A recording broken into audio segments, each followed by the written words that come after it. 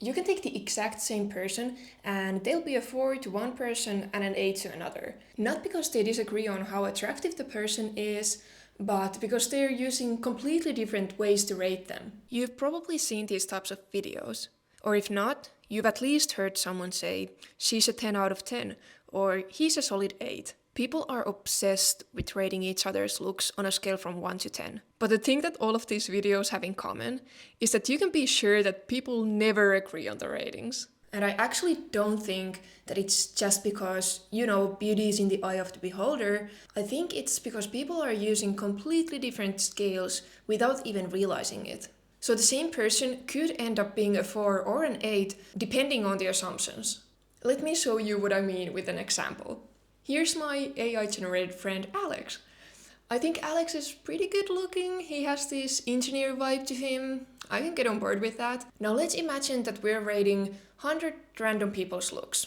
One way to think about it is that you spread people evenly across the scale. This means that there's 10 2s, 10 3s, 10 4s, etc. In that system, Alex could easily be in the top 30, so that would make him an 8. But another way to think about it is more like a, bell curve. Here we assume that most people are actually very mid, and the further you move towards the extremes, the fewer people fall into those ratings. In that system, being an 8 or a 9 could mean that you're in the top 10 instead of top 30. And that, of course, completely changes the rating.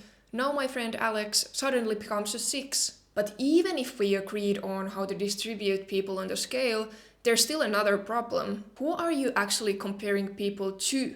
Are we comparing within age groups, or are we comparing across all age groups? A 20-year-old and a 40-year-old can both be, very handsome or beautiful, but in completely different ways, so it's kind of like comparing apples to oranges. And this problem gets even worse when you factor in social media, because it completely skews our perception of what an average person looks like. We're constantly seeing the top 1% on social media, but because that's all we see, that 1% starts to feel like 20%. So without realizing it, we internalize a very high standard for what it means to be attractive or good looking. And you've probably seen people on social media calling very beautiful women mid, or just normal average looking guys ugly. Now, of course, if I compare my friend Alex to the Jacob Elordis of the world, he drops from an 8 or a 6 to a 4. But if I compare him to the people I saw on my way to work today, he's easily above average. And the problem is that we are all so chronically online that we don't even maybe realize ourselves how high the standard is that we're holding people against. When I was doing this video and asked AI to give me a picture of an average looking guy in his 20s, this is what it gave me, which I think is very telling, because everything about him, his bone structure, his skin, his hair, is absolutely perfect, but because AI probably mostly sees pictures of very attractive people because it's, scanning images online, that is probably what it, sees as an average looking guy. All this considered, it's no wonder that no one can agree on how attractive someone is, let alone rank themselves. So people are essentially debating over how good looking someone is without even agreeing on what the numbers actually mean, which makes the whole debate even more pointless.